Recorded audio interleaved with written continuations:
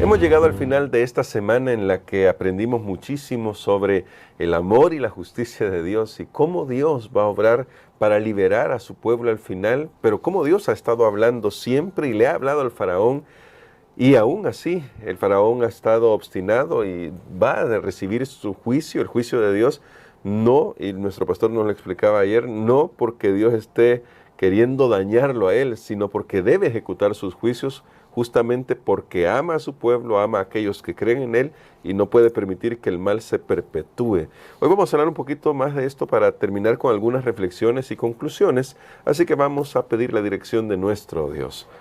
Querido Padre, gracias te damos por tu palabra que nos ayuda a poder afianzar nuestra fe en el carácter de amor que tú tienes y que has manifestado, y que incluso a veces llegas a actuar de maneras que pueden ser malinterpretadas, es verdad, pero que si te conocemos a ti podremos comprender mejor. Ayúdanos a tener ese entendimiento, lo pedimos en el nombre de Cristo Jesús. Amén. Amén. Para el día de hoy, pastor, quizá antes de comenzar con algunas conclusiones que vamos a hacer, tal vez algunos cuando leen estos relatos, y lo mencionamos quizás hacia el principio, piensan en Hollywood y todo lo que nos ha vendido esa idea del Ramsés como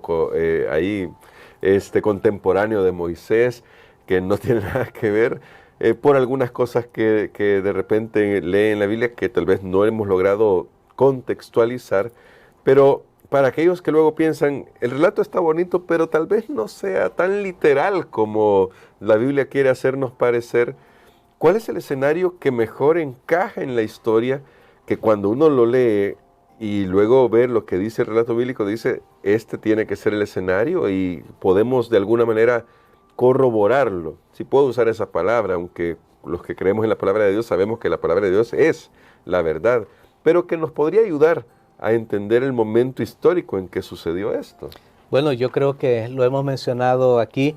Nosotros creemos que la Biblia es la palabra de Dios, sin embargo, la evidencia no es una antítesis de la fe, o sea, no es contrario a la fe, sí, sino que más bien afirma nuestra fe. Es como tener un bono extra, sí, como que una persona hace su trabajo, recibe su salario, pero de repente viene la empresa y le dice, mira, te vamos a dar esto otro. No esperaba recibirlo, yo siempre iba a hacer mi trabajo, pero muy bien, ¿verdad? Claro. Mi ayuda a esto.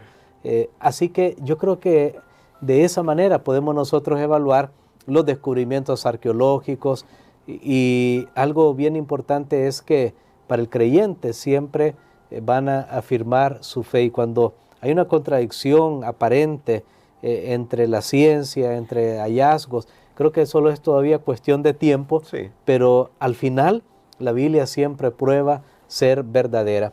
En toda esta historia que tenemos, por supuesto, hay personas que ya lo han pensado desde hace mucho tiempo. Bueno, corroboremos con la historia antigua egipcia si ocurrió algo como que se le murió el hijo al faraón, como que el faraón quedó allá, pereció ahogado en el Mar Rojo. Y claro, eso es válido también porque es bueno si tenemos otras evidencias. Pero quiero decirle que según el mejor escenario, como usted mencionaba, esa palabra que tenemos, el faraón, quien fue el que recibió las plagas, Tutmosis III, era el faraón. Él había tenido un hijo, quien era su primogénito, antes de que ocurriera la muerte de los primogénitos, antes de las plagas, muy probablemente este hijo murió, no se sabe por qué, a veces no quedaba todo registrado, claro, pero puede ser por una enfermedad, por un accidente, lo que sea. Entonces ya había habido una pérdida en esa familia, sí. Ahora viene su otro hijo, que lo podemos llamar, bueno, es conocido en la historia como Amenhotep o Amenhotep II. Él tiene ahora su hijo también. Amenhotep II, su padre, Tutmosis III, lo pone como corregente, o sea, estaba simultáneamente, le daba algunas asignaciones ahí en el reino, probablemente por ese temor, bueno, ya perdí un hijo Sí.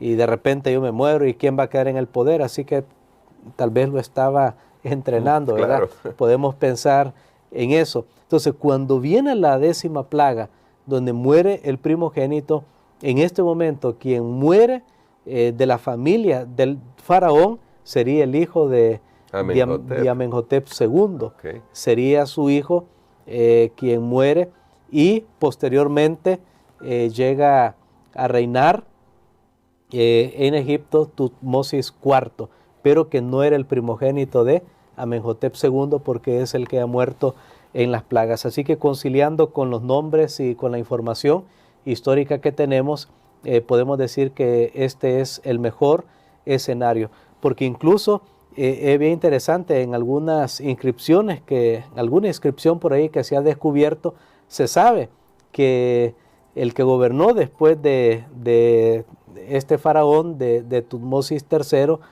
no era su hijo primogénito y tampoco era el hijo primogénito de Amenhotep II.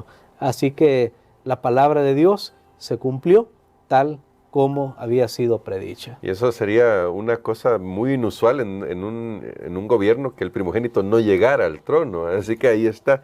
Eso inusual fue por una razón poderosísima. Dios estaba ejecutando sus juicios. Pero durante esta semana también hablamos sobre esa primera Pascua, pastor, esa primera Pascua que se celebró en el mundo y en la historia.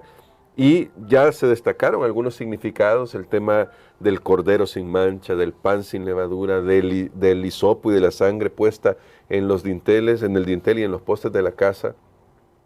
Pero luego, más adelante, y ya se habló en la semana que esto señalaba a Jesús, y más adelante Jesús, justo en las vísperas de su propia muerte, que había sido simbolizada en este caso en la Pascua, hace un nuevo rito. Podríamos decir una transición entre la Pascua y ahora lo que conocemos comúnmente como el rito de la Santa Cena o el rito de comunión. ¿Por qué es importante esa transferencia y cómo deberíamos entenderla nosotros los cristianos, considerando que hasta el día de hoy, por ejemplo, los judíos ortodoxos generalmente celebran la Pascua, pero nosotros ya no celebramos la Pascua? En cambio, tenemos esta otra celebración instituida por Jesús. Recordemos que el apóstol Pablo lo resumió muy bien y dijo: nuestra Pascua es Cristo, que ya ha sido sacrificado por nosotros. Y también Jesús quería que la iglesia cristiana, que sus seguidores, a partir de su muerte en la cruz, ellos recordaran. Esa palabra es bien fundamental, recordar lo que Él ha hecho por nosotros. Así que Él instituyó un rito, que son de los pocos ritos que tenemos en el Nuevo Testamento, los podemos contar con los dedos de la mano, los ritos oficiales, las ceremonias oficiales que Jesús estableció para la iglesia cristiana, y entre ellos era recordar cómo Él fue entregado por los pecados de este mundo, su cuerpo y su sangre, que fueron fundamentales para nuestra salvación, ya que Él murió por nuestros pecados, recibió en sí mismo el castigo de nuestros pecados, fue vaciado con su sangre para que todos pudieran ser salvos. Entonces ahora Jesús ha dejado un rito maravilloso, y al igual, hermano Gerson, que en la primera Pascua los israelitas ejercieron fe, creyeron y obedecieron. Para nosotros este rito también es un rito de un profundo significado. Amén. Donde cuando se celebra, ahí mismo Cristo está presente y hay salvación, hay liberación del pecado, del temor. No hay una fecha cuando debe celebrarse. Jesús dijo cada vez. Ese cada vez puede ser en cualquier momento. Como iglesia, nosotros frecuentemente acostumbramos a celebrarlo cada trimestre, una vez cada trimestre, pero hay otras ocasiones especiales donde volvemos a participar, a recordar lo que Cristo Jesús ha hecho en nuestro favor. Y nuevamente, así como sucedió la primera Pascua, así también sucede hoy. Esa fe en Jesús es la que me asegura a mí ahora que mis pecados han sido perdonados y que tenemos derecho a la salvación. Amén. Bueno, en esa primera Pascua, la misma palabra Pascua tiene un significado, ¿no? Pasar por encima, pasar. Nos hace pensar en algunas frases que nosotros usamos, pastor, y bueno, y que las encontramos en la Biblia, que hemos sido cubiertos por la sangre de Cristo, somos limpios por la sangre de Cristo. ¿Qué deberían implicar para nosotros? ¿Cómo deberían impactar nuestra vida estas expresiones para que dejen de ser meras metáforas, símbolos y se conviertan en una realidad? ¿Cómo las experimentamos? Bueno, en realidad hay algo que es fundamental acá y es la obra del Espíritu Santo en nuestro corazón. Amén. Hay un texto en Zacarías que a mí me ha gustado siempre porque habla de una profunda convicción de pecado que a esa no podemos llegar por nosotros mismos. Se necesita el Espíritu de Dios y dice, mirarán al que traspasaron y llorarán como se llora por el hijo primogénito que ha muerto. Y no tiene que ver con la historia que estamos hablando esta semana, pero sí tiene que ver con lo siguiente. Solo cuando hay una profunda convicción de pecado, y eso solo lo puede traer el Espíritu Santo, porque dice Jesús mismo, en el libro de San Juan encontramos esto, cuando Él venga, convencerá al mundo de pecado. Es la promesa que hizo Jesús del Espíritu. Yo creo que muchas veces nosotros no apreciamos más el don, el sacrificio de Jesús en la cruz del Calvario, porque no nos damos cuenta, no le hacemos números, que en realidad nuestros pecados son tan malos y que tienen una consecuencia tan devastadora. Yo creo que si nosotros reflexionáramos en eso, buscáramos desesperadamente una solución, y esa solución solamente puede ser Cristo Jesús.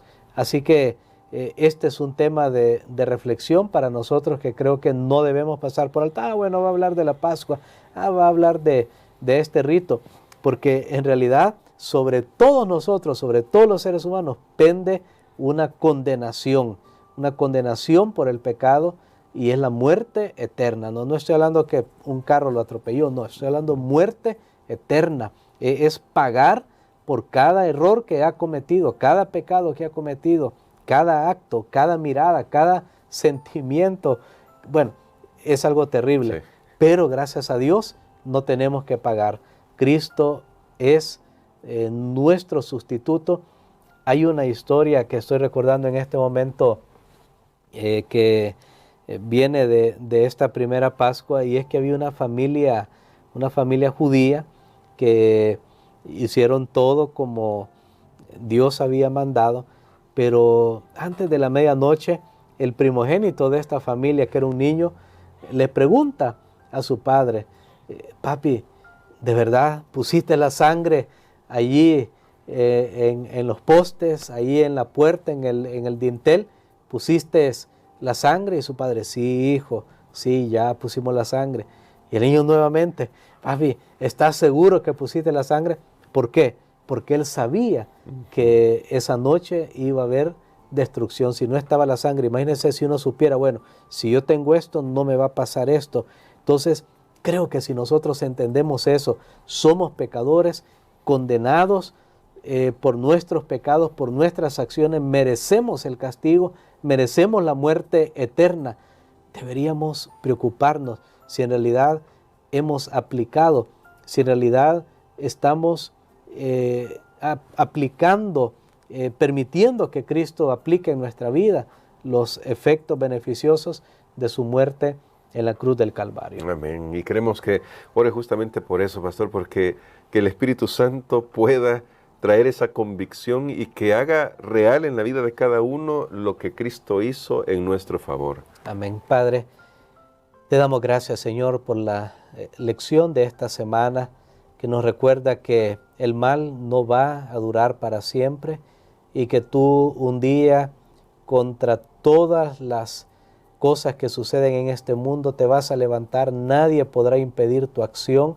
Te damos gracias, Señor, porque antes que esto suceda, tú envías un mensaje de advertencia para que podamos escuchar el Evangelio, podamos arrepentirnos, podamos cambiar nuestra vida. Señor, en este momento ayúdanos a creer otra vez en tu palabra y saber de que tú estás obrando y vas a obrar. Pero sobre todo pedimos ahora para que podamos aceptar el rico don de la salvación que ha sido ofrecido a través de Jesucristo, y que cada vez que participemos de estos emblemas, de estos símbolos del cuerpo de Cristo, como lo hacemos en la cena del Señor, ayúdanos, Señor, para hacerlo con la fe y la confianza de que cuando el juicio de condenación venga, pasará por encima de nosotros, porque estamos cubiertos por la sangre de Jesucristo. Todo esto lo pedimos en el nombre de Jesús. Amén.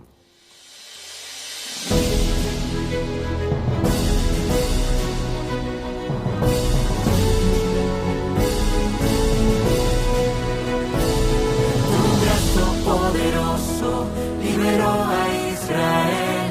Tu brazo poderoso me librará también. El desierto de la vida contigo cruzaré, y a la tierra prometida por tu gracia entraré. Victoria, victoria, victoria, en Cristo tenemos victoria. En Cristo soy más que vencedor, y todos verán su gloria. Victoria, victoria, victoria, en Cristo tenemos victoria. En Cristo soy más que vencedor, y todos verán su gloria.